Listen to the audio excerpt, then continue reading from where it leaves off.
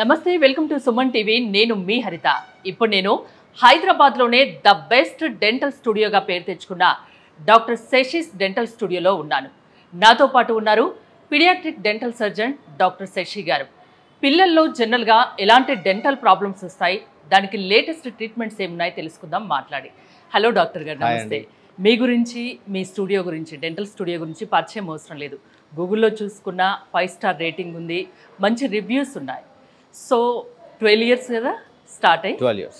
మెయిన్గా ఎక్కడెక్కడ బ్రాంచెస్ ఉన్నాయి? నాది వచ్చేసి ఒకటి ఆరాంఘర్, ఇది మెయిన్ బ్రాంచ్ అండి. సెకండ్ బ్రాంచ్ వచ్చేసి కూకట్పల్లి అండ్ థర్డ్ వచ్చేసి కోకాపేట్లో ఉంది. కోకాపేట్. 3 బ్రాంచెస్, 3 బ్రాంచెస్ ఉన్నాయి. సో పిల్లలకి సంబంధించి మనం డెంటల్ ప్రాబ్లమ్స్ గురించి వాళ్ళు డిస్కస్ చేద్దాం. జనరల్గా పిల్లల్లో ఎలాంటి డెంటల్ ప్రాబ్లమ్స్ని ఎక్కువగా చూస్తున్నారు? చాలామంది అంటే కిడ్స్లో నర్సింగ్ బాటిల్ కేరీస్ అని ఒక టర్మ్ ఉంటుంది. నర్సింగ్ బాటిల్ కేరీస్ అంటే ఏంటంటే పాల పళ్ళు వచ్చేసి ఒక 20 టీత్ ఉంటాయి మొత్తం. ఆ 20 టీత్లో ఆల్మోస్ట్ ఆల్ అన్ని పాల పళ్ళు అన్నీ క్యావిటీ వచ్చేస్తుంది. సో దాన్ని మనము నర్సింగ్ బాటిల్ కేరీస్ అంటున్నాను. అది ఎందుకు వస్తుంది, ఎప్పుడు వస్తుంది, అండ్ అది రాకుండా ఏం జాగ్రత్తలు తీసుకోవాలో నేను ఇవాళ మీకు చెప్తాను. ఫస్ట్ ఆఫ్ ఆల్, పిల్లల్లో పాల పన్ను అనేది 6వ నెల, బేబీకి 6th మంత్ వచ్చేప్పటికి అప్పుడు టీత్ అనేది ఎరప్ట్ అవ్వడం స్టార్ట్ అవుతుంది.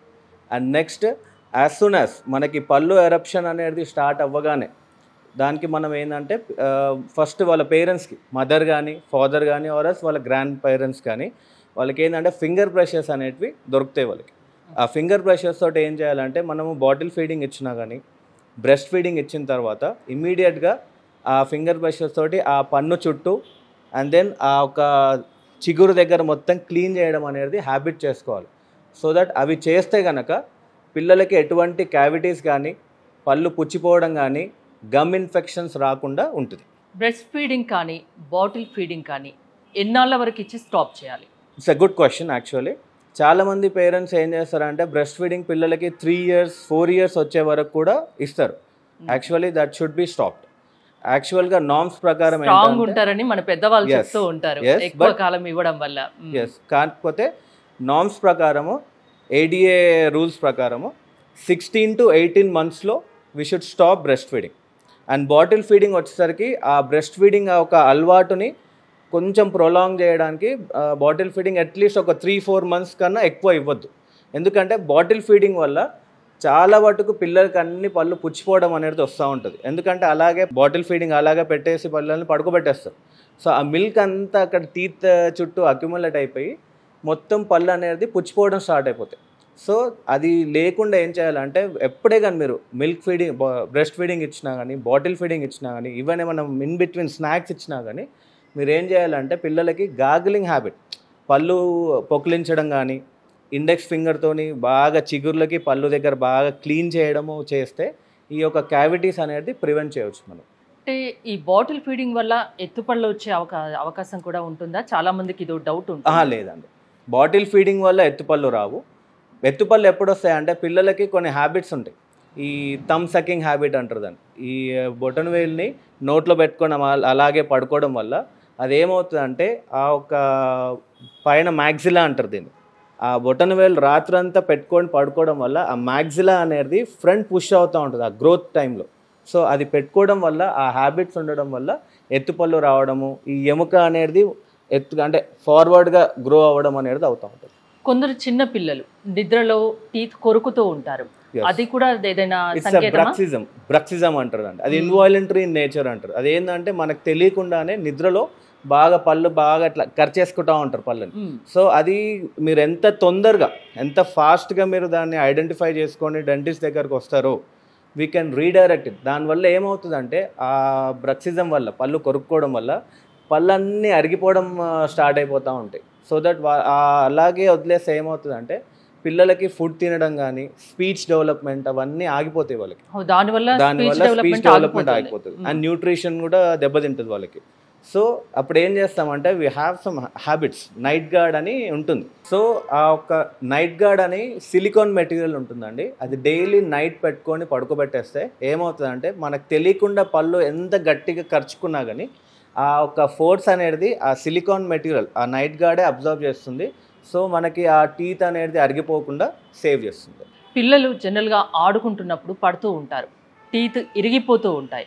ఆ ఇరిగిపోయినప్పుడు అంటే ట్రీట్మెంట్ ఏంటి? దాన్ని పూర్తిగా రిమూవ్ చేస్తారా? ఇరిగిపోయిన పళ్ళకి ఇంకా వేరే ఆప్షన్స్ ఏమైనా ఉన్నాయా? దాంట్లో ఎస్, మీరు అన్నది it's a good question. Now days ప్రతి కిడ్స్కి ట్రామా, లగ్జేటివ్ ఇంజురీస్ అంటారండి దాన్ని. కింద పడి ఈ ఫ్రంట్ ఈ పళ్ళ దవడ అంటారు దాన్ని, ఈ ఎముక అండ్ పళ్ళు బ్రేక్ అయ్యే ఛాన్సెస్ చాలా ఉంటాయి.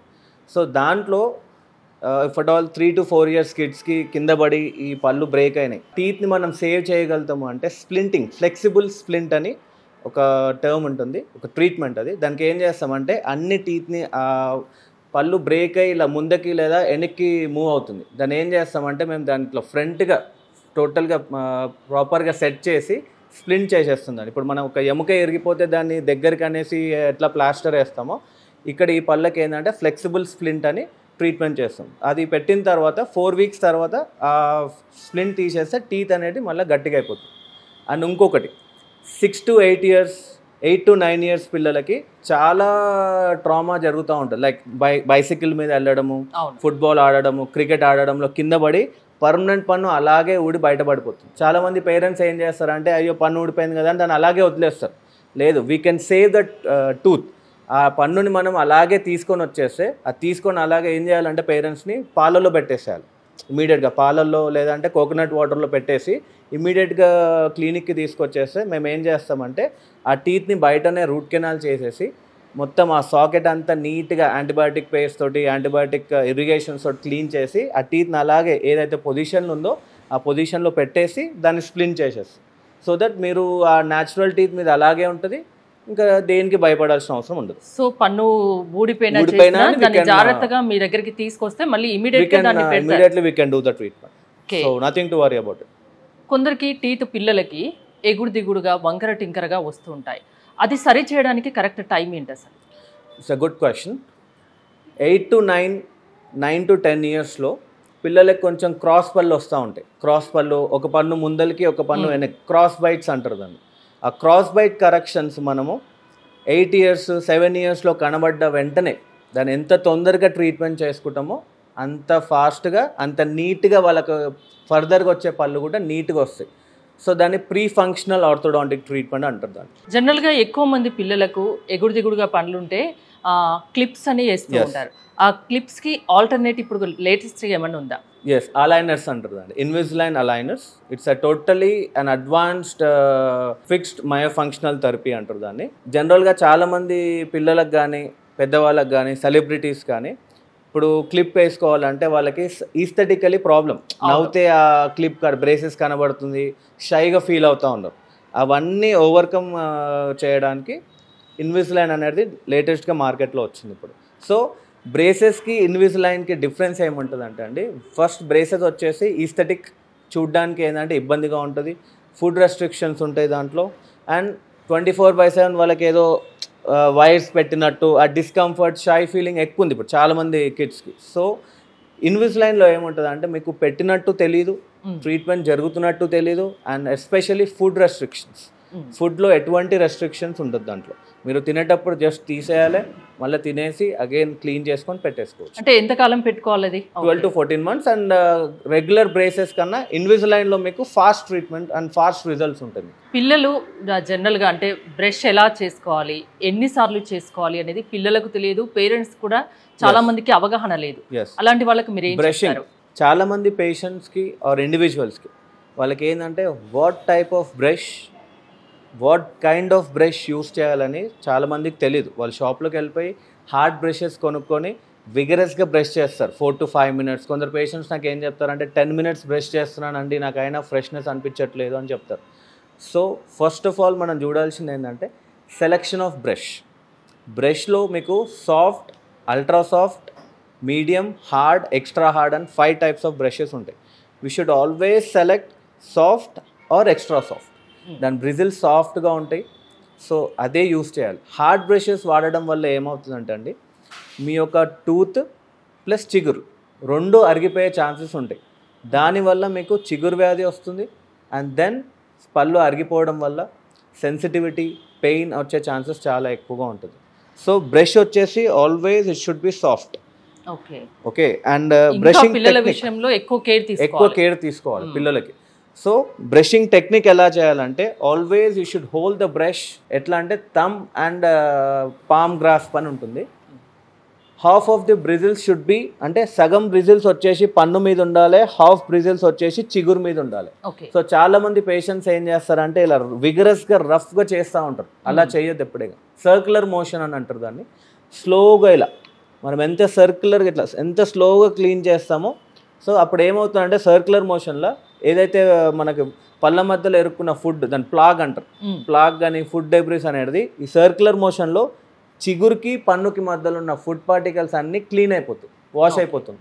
So brushing should be only 2 minutes or maximum 3 minutes, not more than that.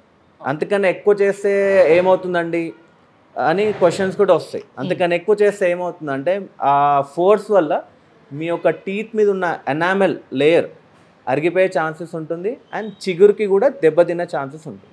జనరల్గా పిల్లల్ని ఏ ఏజ్ నుంచి మీలాంటి పీడియాట్రిక్ డెంటల్ సర్జన్ దగ్గరికి చెకప్ కోసం తీసుకురావాలి, ఎన్నాళ్ళకు ఒకసారి తీసుకురావాలి? It's a good question. Actually పిల్లల్లో పాల పన్ను అనేది 6వ నెల నుండి రావడం స్టార్ట్ అవుతుంది. అండ్ కొందరికి ఏంటంటే పుట్టిన వెంటనే కొన్ని పళ్ళు వచ్చే ఛాన్సెస్ ఉంటుంది, దాన్ని నియోనేటల్ టీత్ అంటారు. కొందరికి వచ్చేసి నెల తర్వాత వచ్చే పన్ను ఉంటుంది, ముందర వస్తూ ఉంటుంది, దాన్ని నేటల్ టీత్ అంటారు దాన్ని. సో ఈ నేటల్ టీత్ వచ్చినప్పుడు ఏమవుతుందంటే పిల్లలకి లైక్ పుట్టిన పిల్లలకి బేబీస్కి మిల్క్ తాగడం ఇబ్బంది అయిపోతూ ఉంటుంది. వాళ్ళకి పెయిన్ రావడం వల్ల మిల్క్ తాగరు. ప్లస్ ఆ పన్ను చుట్టూరా చిగురంతా ఇన్ఫెక్షన్ వచ్చే ఛాన్సెస్ ఎక్కువ ఉంటుంది. దానివల్ల వాళ్ళు పాలు తాగడం ఆపేస్తారు. సో ఇమ్మీడియట్లీ ఒకవేళ మీకు పుట్టిన బేబీస్లో like 1 month baby, 15 days baby, 2 months బేబీలో మీకు అలా ఏమన్నా పన్ను వచ్చిందంటే ఇమ్మీడియట్గా you have to come to the dentist. So అప్పుడు ఏం చేస్తామంటే మేము ఆ టీత్ని తీసేస్తాం. డాక్టర్ గారు, ఆటిజం పిల్లలకి కొంచెం టీత్ పుచ్చిపోతూ ఉంటాయి, అలాంటి పిల్లలకి ట్రీట్మెంట్ ఎలా చేస్తారు మరి? ఈ మధ్యలో మీరు చూడండి ఒక 100 kidsలో అట్లీస్ట్ మీకు 4 to 5 kidsకి ఆటిజం కానీ ADHD attention deficit hyper active disorder అంటారు, cerebral palsy, mentally retarded patients ఉంటారు.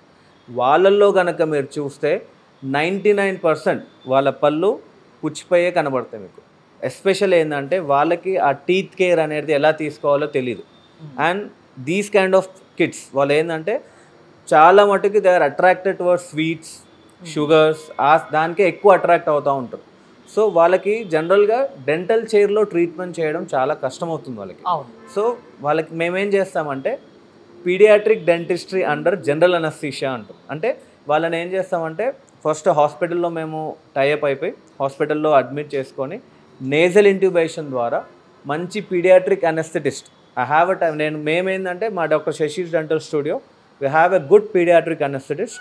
సో వాళ్ళ అండర్లో మేము ఈ ఫుల్ మౌత్ రిహాబిలిటేషన్స్ కానీ అన్ని డెంటల్ ట్రీట్మెంట్స్ చేస్తాం వాళ్ళకి. సో వాళ్ళకి ఈవెన్ ఆ ట్రీట్మెంట్ తర్వాత కూడా ఆ ప్రొసీజర్ తర్వాత కూడా వాళ్ళకి ఎటువంటి పెయిన్ అనేది తెలీదు, వాళ్ళు ట్రీట్మెంట్ చేయించుకున్నారన్న ఇది కూడా వాళ్ళకి తెలియదు అసలు.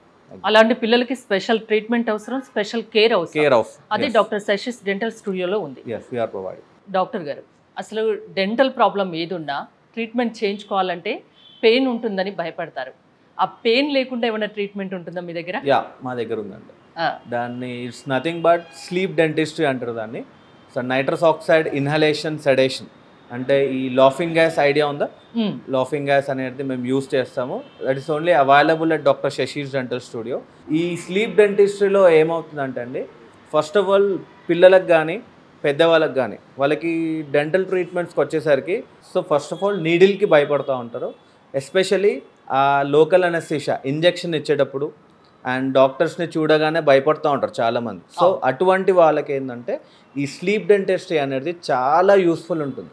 ఈ సెడేషన్ డెంటిస్ట్రీలో ఫస్ట్ ఏం చేస్తామంటే మేము వాళ్ళకు ఒక నాజల్ హుడ్ పెట్టేసి ఒక నైట్రస్ ఆక్సైడ్ గ్యాస్ అనేది ఇన్హేల్ చేస్తూ ఉంటాం వాళ్ళకి. సో అప్పుడు ఏమవుతా అంటే ఇమ్మీడియట్గా వాళ్ళకున్న యాంగ్జైటీ, వాళ్ళకున్న ఫోబియా, వాళ్ళకున్న టెన్షన్ అనేది ర్యాపిడ్గా చాలా వెంటనే తగ్గిపోతుంది, చాలా రిలాక్స్గా అయిపోతుంటారు.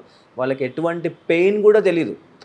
సెడేషన్ ఇచ్చినప్పుడు మనం ఆ నీడిల్ ఇంజెక్షన్ ఇచ్చేటప్పుడు వాళ్ళకి చిన్నగా ఇట్లా ప్రిక్ చేసినట్టు కూడా పెయిన్ తెలియదు. అసలు ఎలాంటి పెయిన్ లేకుండా డెంటల్కి సంబంధించి ఏ ట్రీట్మెంట్ అయినా మీరు ఇస్తారు? Yes, anything, everything, all dental surgeries, procedures, everything is painless.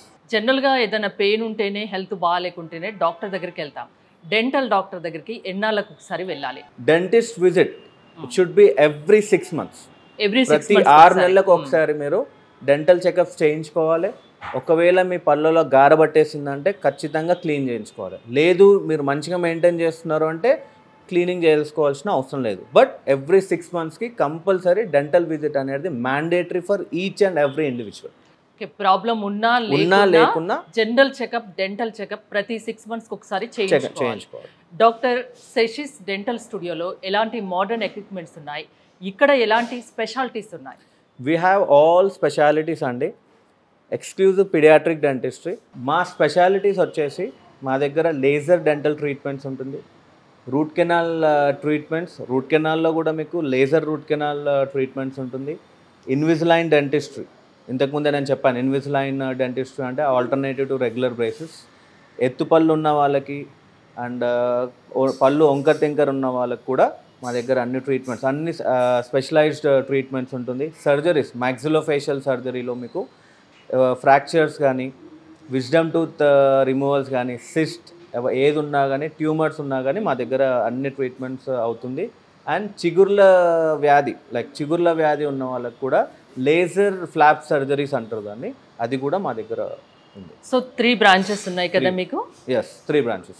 ఒకటి వచ్చేసి కూకట్పల్లి, ఆరాంఘర్ అండ్ కోకాపేట్. సో పిల్లలకు సంబంధించి డెంటల్ ప్రాబ్లమ్స్ని అస్సలు నెగ్లెక్ట్ చేయకూడదు. ప్రాబ్లం ఉన్నా లేకున్నా ప్రతి 6 నెలలకు ఒకసారి ఖచ్చితంగా మీలాంటి పీడియాట్రిక్ డెంటల్ సర్జన్కి చూపించుకోవాలి. ఇంకే ఇతర ప్రాబ్లం రాకుండా ఉంటుంది, అంతే కదా? థ్యాంక్ యూ డాక్టర్ గారు. మీరు గనక డాక్టర్ శశిస్ డెంటల్ స్టూడియోలో కాంటాక్ట్ అయ్యి ట్రీట్మెంట్ చేయించుకోవాలి అనుకుంటే స్క్రీన్ పై స్క్రోల్ అవుతున్న నెంబర్స్కి కాల్ చేసి కాంటాక్ట్ అవ్వచ్చు. చూస్తూనే ఉండండి సుమన్ టీవీ.